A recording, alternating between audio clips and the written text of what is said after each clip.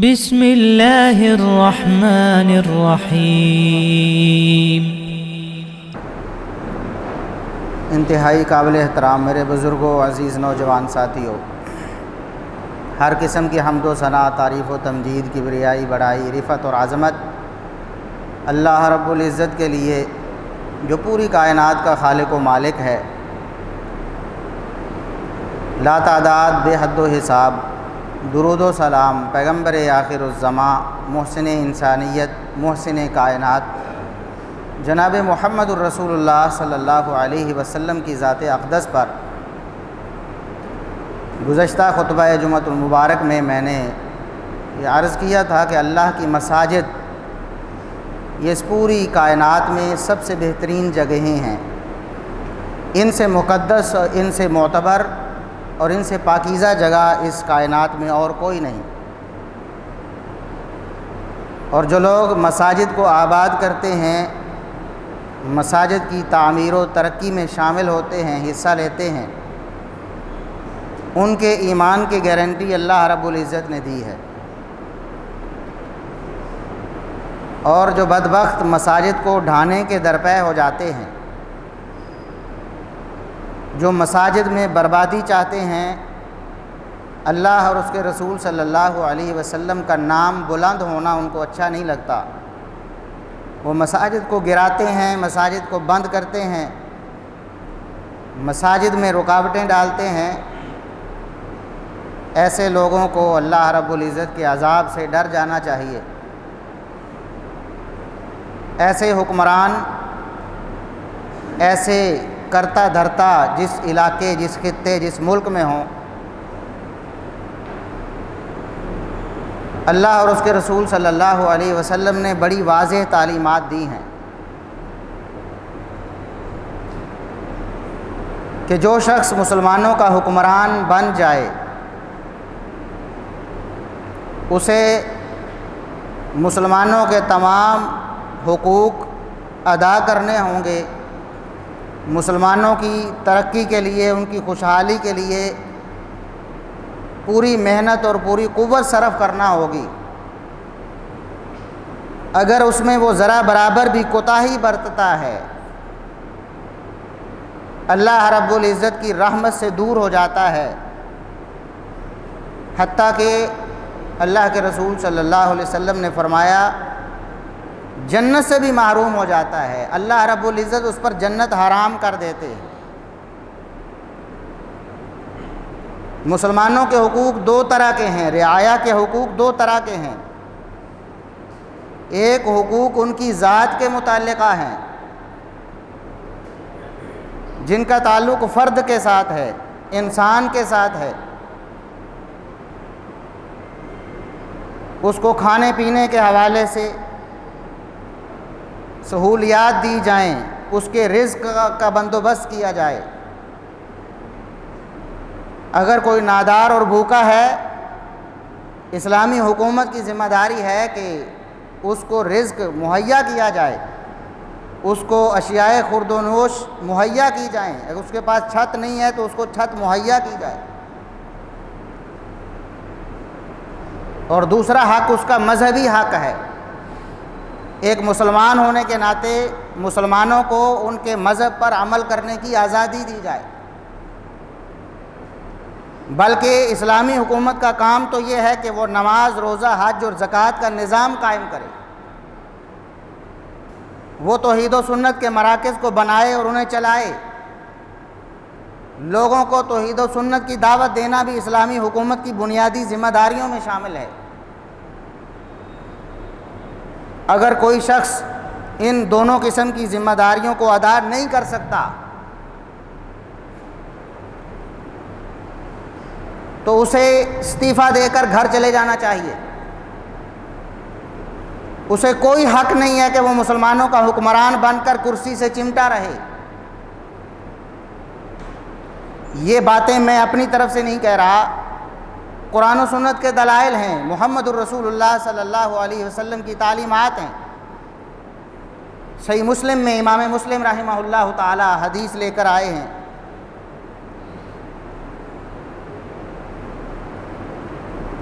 ایک صحابی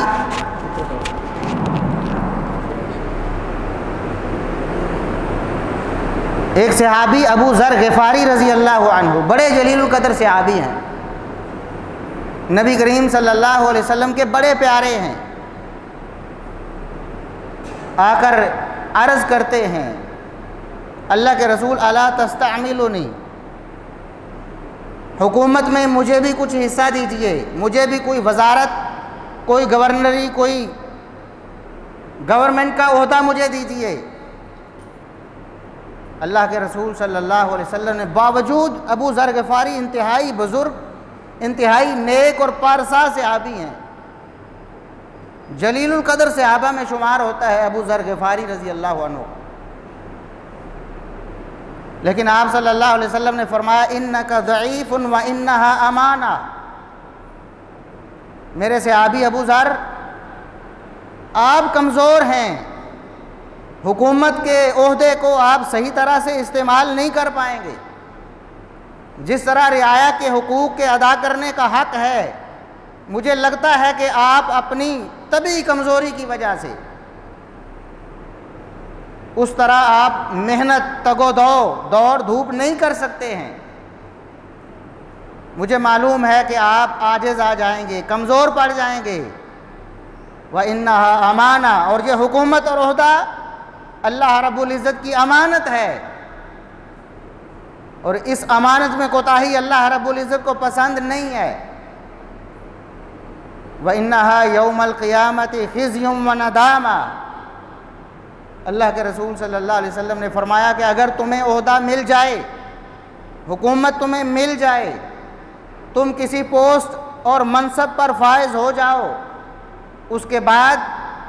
اس عہدے کے جو حقوق تم پر موجود ہیں انہیں تم ادا نہ کر سکو، رعایا کو ان کے حقوق نہ دے سکو، تو پھر قیامت کے دن یہ رسوائی اور ندامت کا سبب بن جائے گی، یہ کرسی، یہ عہدہ، یہ حکومت قیامت کے دن تمہارے لیے رسوائی اور ندامت کا سبب بن جائے گی، اس لیے بہتر ہے کہ تم اس سے باز ہی رہو۔ ضروری نہیں کہ کوئی شخص نااہل صرف اپنی بد کرداری کی وجہ سے ہو، اچھے کردار والا، سچا، دیانت دار، امانت دار، نمازی، حاجی، پرہیزگار، وہ بھی نااہل ہو سکتا ہے حکومت سے اور عہدے سے۔ کیوں؟ اس کے اندر وہ طاقت ہی نہیں ہے، وہ اہلیت نہیں ہے۔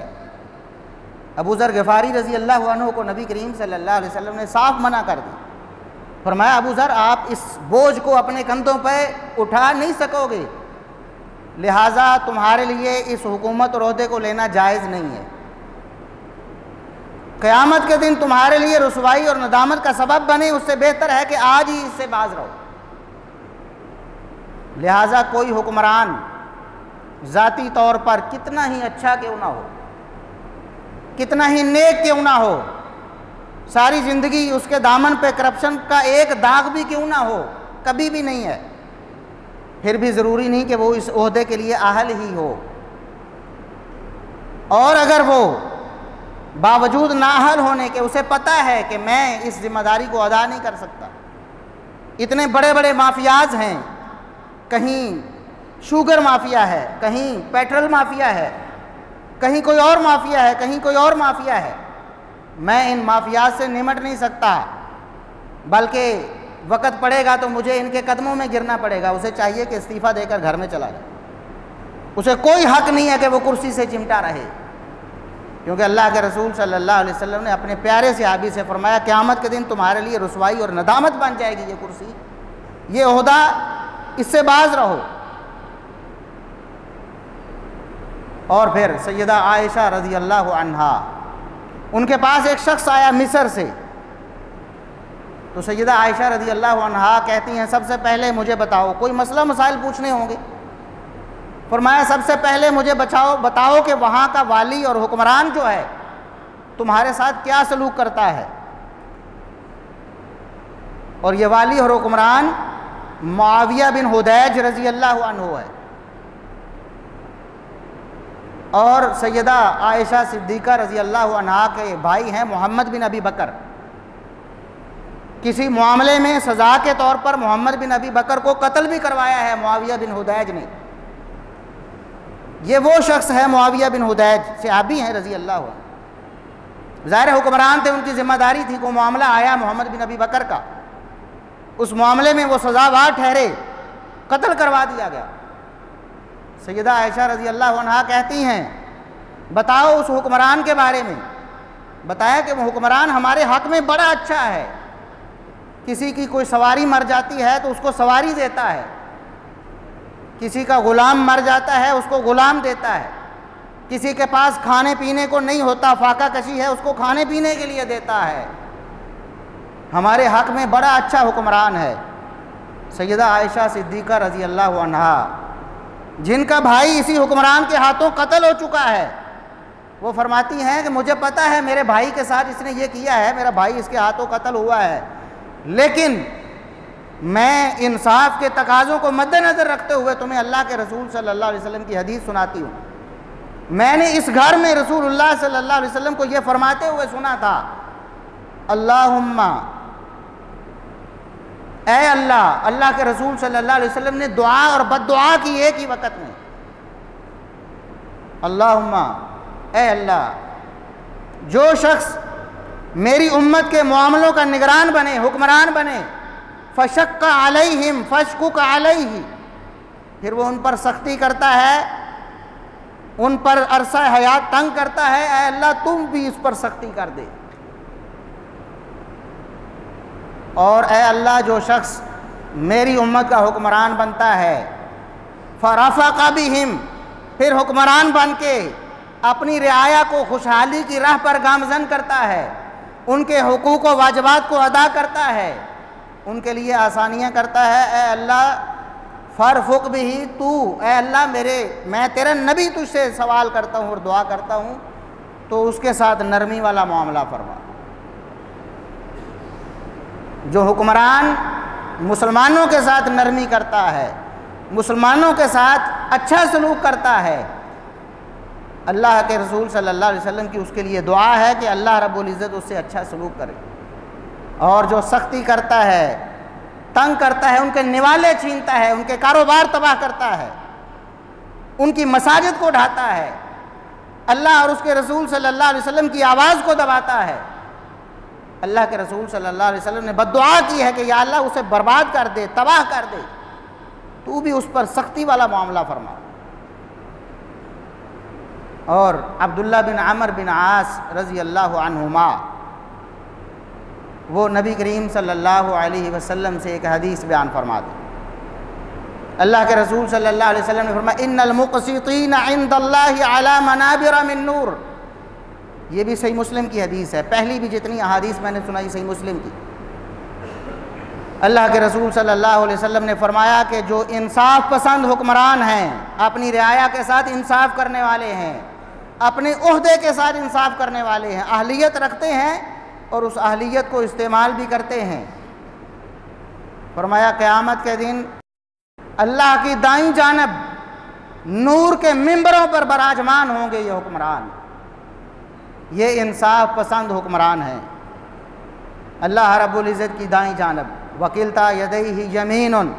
اللہ رب العزت کے دونوں ہاتھ داہنے ہیں، اللہ رب العزت کے آس پاس یہ ممبروں، نور کے ممبروں پہ بیٹھے ہوں گے۔ کون لوگ ہیں؟ کون لوگ ہیں یہ اچھے حکمران کون ہیں؟ اللہ کے رسول صلی اللہ علیہ وسلم نے فرمایا الذین یعدلون فی حکمہم واہلیہم وما ولوا، یہ وہ لوگ ہیں جو اپنے عہدے کے ساتھ بھی انصاف کرتے ہیں، اپنے فیصلے انصاف والے کرتے ہیں، اور اپنے اہل کے بارے میں بھی انصاف پسند ہوتے ہیں، اپنے گھر والوں کے بارے میں بھی انصاف پسند ہوتے ہیں، وما ولو، اور جن کے یہ والی بنے ہوتے ہیں اپنی رعایا کے بارے میں بھی انصاف پسند ہوتے ہیں۔ جو قرآن و سنت کو نافذ کرے گا اسلامی سلطنت میں وہی انصاف پسند ہے، جو اللہ کے قوانین کو نافذ نہیں کرتا ہے، اللہ رب العزت کے عذاب کو دعوت دینے والے امور سر انجام دیتا ہے، اسلام کے نام پر بننے والے ملک کے دارالخلافہ میں مندر بناتا ہے، شرک و کفر کے اڈے قائم کرتا ہے، وہ انصاف پسند نہیں ہو سکتا۔ اللہ کے رسول صلی اللہ علیہ وسلم نے فرمایا جو انصاف پسند ہیں اپنے عہدے کے بارے میں، اپنی رعایا کے بارے میں، اپنے گھر والوں کے بارے میں، ایسے حکمران قیامت کے دن اللہ رب العزت کے پاس نور کے ممبروں پر جلوہ افروز ہوں گے۔ اور جو ناانصاف ہیں، سیدنا معقل بن یسار رضی اللہ عنہ، صحیح مسلم کی حدیث ہے، ایک حکمران عبید اللہ بن زیاد تیمارداری کے لیے آیا، عیادت کے لیے آیا۔ معقل بن یسار رضی اللہ عنہ بیمار ہیں، بستر مرگ پہ پڑے ہیں، حکمران آتا ہے عبید اللہ بن زیاد تیمارداری کرنے کے لیے، عیادت کرنے کے لیے۔ تو معقل بن یسار رضی اللہ عنہ کہتے ہیں انی محدث حدیثا سمعتہ من رسول اللہ صلی اللہ علیہ وسلم، میں تمہیں اللہ کے رسول صلی اللہ علیہ وسلم سے سنی ہوئی ایک حدیث سنانا چاہتا ہوں۔ تم حکمران ہو نا، تمہارے بارے میں اللہ کے رسول صلی اللہ علیہ وسلم کی ایک حدیث ہے، وہ تمہیں سنانا چاہتا ہوں۔ سنائیں جی۔ کہتے ہیں سمعت رسول اللہ صلی اللہ علیہ وسلم یقول، میں نے اللہ کے رسول صلی اللہ علیہ وسلم کو یہ فرماتے ہوئے سنا تھا، ما من عبد یسترعیہ اللہ رعیۃ یموت ثم یموت وہو غاش لرعیتہ الا حرم اللہ علیہ الجنہ۔ حکمرانوں کے بارے میں نبی کریم صلی اللہ علیہ وسلم نے فرمایا جس شخص کو اللہ رب العزت حکمرانی دے دے، جو حکمران بن جائے مسلمانوں کا، پھر وہ اپنے رعایا کے حقوق کی تلفی کرے، رعایا کا جو حق بنتا ہے انہیں ادا نہ کرے، اللہ کے رسول صلی اللہ علیہ وسلم نے فرمایا پکی بات ہے کہ اللہ اس پر جنت حرام کر دیتا ہے، جنت اس پر حرام ہے۔ رعایا پر ظلم کرنے والا حکمران، اس پر جنت حرام۔ اور دوسری روایت کے الفاظ ہیں، یہی حدیث معقل بن یسار رضی اللہ عنہ، ما من امیر یلی امر المسلمین ثم لا یجہد لہم ولا ینصح الا لم يدخل معهم الجنہ۔ اللہ کے رسول صلی اللہ علیہ وسلم نے فرمایا جو شخص مسلمانوں کا حکمران بن جاتا ہے، پھر پوری تندہی کے ساتھ، پوری طاقت اور پورے زور کے ساتھ مسلمانوں کی خیر خواہی کے لیے اور ان کی بھلائی کے لیے کام نہیں کرتا ہے، اللہ کے رسول صلی اللہ علیہ وسلم نے فرمایا اللہ ناانصاف نہیں ہے۔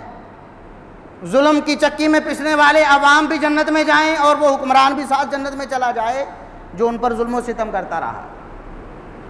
جن کے کاروبار تباہ ہو گئے، جن کے بچے بھوک سے مر رہے ہیں،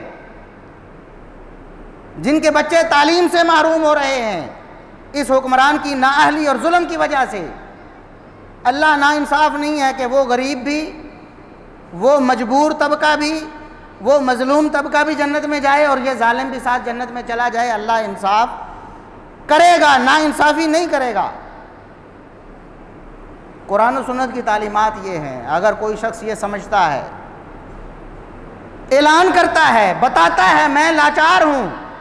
بڑے بڑے مافیاز ہیں، میں ان سے نمٹ نہیں سکتا، چھوڑ دے عہدہ چھوڑ دے، فوراً اپنے گھر چلا جائے۔ مسلمانوں کا حکمران جو بنے گا پہلے تو اس میں اہلیت ہونی چاہیے، اور اہلیت ہے تو پھر اس اہلیت کو استعمال کر کے پوری توجہ اور پوری کوشش، پوری مضبوط طاقت کے ساتھ مسلمانوں کو ان کا حق دے۔ اگر یورپ کے سامنے لمبا لیٹ جانا ہے، اگر IMF کے سامنے لیٹ جانا ہے، ملک میں موجود مافیاز کے سامنے گھٹنے ٹیک دینے ہیں تو پھر استعفیٰ دے کے گھر جائے، اس کو کوئی حق نہیں ہے۔ رسول اللہ صلی اللہ علیہ وسلم نے اسے حق نہیں دیا حکمرانی کرنے۔ حکمران بننا ہے، اہلیت کے ساتھ ساتھ اپنے فرائض اور واجبات کو ادا کرنا ہے، ورنہ رسول اللہ صلی اللہ علیہ وسلم نے فرمایا قیامت کے دن یہ عہدہ، یہ کرسی، یہ منصب تمہارے لیے وبال جان بن جائے گا، وبال جان بن جائے گا۔ ایک موقع پر رسول اللہ صلی اللہ علیہ وسلم نے فرمایا نعمت المرضعۃ وبئست الفاطمہ، بچہ دودھ پیتا ہے نا، تو دودھ پلاتی ماں اس کو بڑی اچھی لگتی ہے، جب وہ دودھ اسے پلاتی ہے تو بڑا خوش ہو رہا ہوتا ہے، لیکن یہی ماں جب دودھ چھڑاتی ہے تو پھر کیا ہوتا ہے؟ بچے کو بالکل اچھی نہیں لگتی، لڑتا ہے، اس سے جھگڑتا ہے، اس کو کاٹتا ہے۔ فرمایا دنیا میں یہ حکومت، یہ عہدہ تمہیں فائدہ دے رہا ہے تو بڑا اچھا لگتا ہے تمہیں، قیامت کے دن تمہیں یہ عہدہ اور یہ کرسی اور یہ منصب تمہیں بڑا برا لگے گا، تمہارے لیے وبال جان بن جائے گا، لیکن اس وقت پچھتانا کام نہیں آئے گا۔ آج اہلیت نہیں ہے تب بھی کرسی چھوڑ دو، اہلیت ہے لیکن طاقت نہیں ہے، آپ نافذ اور لاگو نہیں کر سکتے قانون کو، آئین کو، تب بھی کرسی چھوڑ جاؤ، مسلمانوں کا عہدہ خالی کرو۔ اور آخری حدیث ان لوگوں کے لیے، میں کسی خاص پارٹی کی بات نہیں کر رہا، نون لیگ، پی ٹی آئی، پی پی پی، کوئی بھی ہو، کوئی بھی پارٹی ہو، حق کی بات کرے اس کا ساتھ دو، اگر اسلام اور قرآن و سنت کے قانون کے خلاف بات کرے اس کی مخالفت کرو، مسلمانوں پر ظلم کرے، رعایا پر ظلم کرے، اس کی مخالفت کرو۔ سیاسی پارٹیوں نے آپ کے ساتھ قبر میں نہیں چلے جانا۔ بعض لوگ اپنی سیاسی پارٹی کی ہر غلط بات کا دفاع کرتے اور مخالف پارٹی کی ہر اچھی بات کو رد کرتے۔ ابھی پچھلے دنوں اسی حکومت نے ایک رائے کا اظہار کیا کہ ہم یہ قانون بنانا چاہتے ہیں کہ ملک کی یونیورسٹیوں میں قرآن پاک ترجمے کے ساتھ، تفسیر کے ساتھ لازم کر دیا جائے۔ ہم نے الحمدللہ اس بات کی تائید کی تھی، اس پر جمعہ پڑھایا تھا، بالکل اچھی بات ہے، یہ قانون لاگو ہونا چاہیے، اور جو مخالفت کرتے ہیں ہم ڈٹ کر ان کے خلاف کھڑے ہیں۔ لیکن اگر یہ حکومت مندر بنائے گی، مساجد کو ڈھائے گی تو ہم اس کی مخالفت کریں گے اور ان کو ان کا چہرہ دکھائیں گے کہ جو قرآن و سنت کی مخالفت کرنے والے ہیں، اللہ اور اس کے رسول صلی اللہ علیہ وسلم کے کیا احکامات۔ بعض لوگ سمجھتے ہیں جانتے بوجھتے پارٹی کے دفاع میں، اپنے پسندیدہ حکمران کے دفاع میں ہر بری بات کا بھی دفاع کرتے نظر آتے ہیں، مندروں کا بھی دفاع کرتے ہیں، مساجد کو ڈھانے کا بھی دفاع کرتے ہیں، حالانکہ جس مسجد کو اسلام آباد میں ڈھایا جا رہا ہے وہ مسجد غیر قانونی نہیں ہے،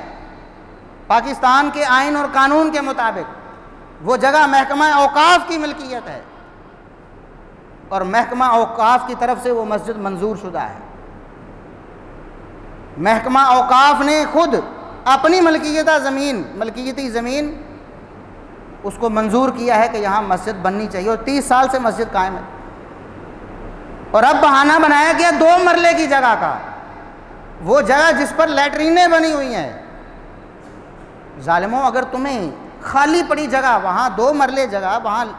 مسجد کی جگہ ہے، مسجد نے اس کو استعمال کیا ہے،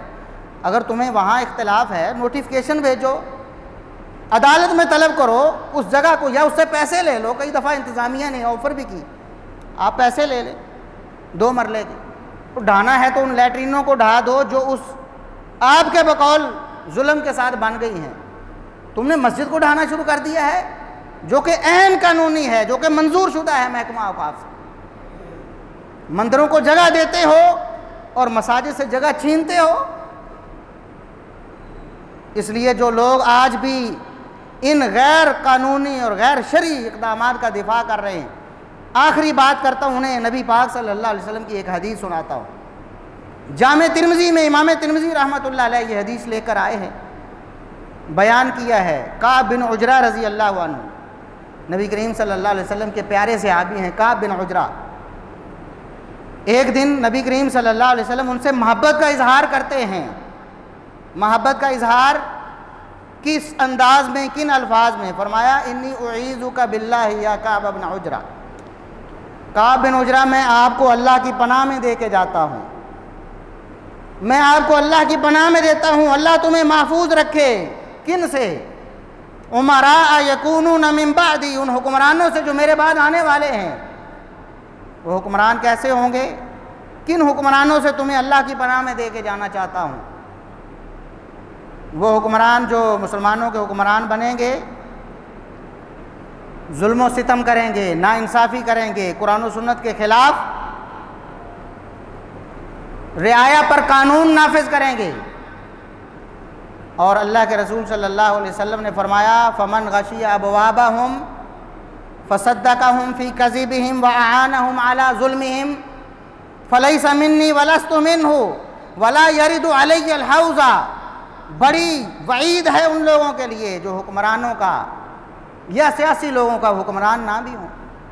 ان لوگوں کا جھوٹا دفاع کرتے ہیں۔ فرمایا ایسے لوگ جو حکمرانوں کے پاس آتے جاتے ہیں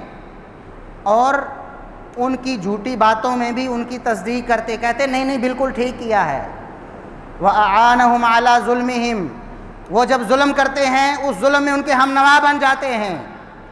حکومت ظلم کرتی ہے، عوام پر ٹیکس ڈال دیتی ہے، پیٹرول کی قیمتوں میں اضافہ کر دیتی ہے، 26 روپے اچانک اضافہ کر دیا جاتا ہے، اور پھر بھی دفاع کرنے والے موجود ہیں، جی بہت اچھا ہوا ہے، جی بالکل ٹھیک ہوا ہے جی۔ ظلم پر ان کی اعانت کرتے ہیں، ان کی تائید کرتے ہیں۔ اللہ کے رسول صلی اللہ علیہ وسلم نے فرمایا یاد رکھو ان لوگوں کا میرے سے کوئی تعلق نہیں، میں ان کے ساتھ کوئی تعلق نہیں رکھتا اور وہ میرے ساتھ کوئی تعلق نہیں رکھتے۔ اور اس سے بھی بڑی وعید فرمایا ولا یرد علی الحوض، ایسے خوشامدی لوگ جو حکمرانوں کی غلطیوں پہ ان کا دفاع کرتے ہیں، ان کے ظلم و ستم پہ ان کے ہم نوا بن جاتے ہیں، فرمایا ایسے شخص، ایسے لوگ قیامت کے دن میرے پاس حوض کوثر پر نہیں آ پائیں گے۔ حوض کوثر پر آنے پہ پابندی لگ جائے گی، ایسے لوگ حوض کوثر پر نہیں آ پائیں گے۔ اور فرمایا وہ لوگ خوش قسمت جو حکمرانوں کے پاس جاتے ہیں یا نہیں جاتے، تعلق رکھتے ہیں یا نہیں رکھتے، سیاست میں ان کا کوئی عمل دخل ہے یا نہیں ہے، لیکن ایک بات ہے کہ حکمران جب بھی جھوٹ بولتے ہیں تو وہ ان کی تصدیق نہیں کرتے ہیں، وہ کہتے ہیں غلط کہہ رہا ہے، اور جب بھی حکمران ظلم کرتے ہیں تو وہ ان کے ہم نوا نہیں بنتے بلکہ کہتے ہیں کہ ظلم ہے۔ فرمایا کہ یہ وہ خوش نصیب ہیں کہ یہ میرے ساتھ تعلق رکھتے ہیں، میں ان کے ساتھ محبت رکھتا ہوں۔ وَسَيَرِدُ عَلَيَّ الْحَوْضَ، قیامت کے دن اللہ رب العزت انہیں میرے پاس حوض کوثر پہ لے کے آئے۔ اس لیے اللہ رب العزت سے دعا ہے کہ اللہ رب العزت ہمارے حکمرانوں کو ہدایت نصیب فرمائے، اگر ہدایت ان کے نصیب میں نہیں تو اللہ رب العزت بدل کر کوئی ہدایت یافتہ شخص ہمارے لیے لائے جو ملک و قوم کے لیے، اسلام کے لیے اچھا ہو۔ وآخر دعوانا الحمدللہ رب العالمین۔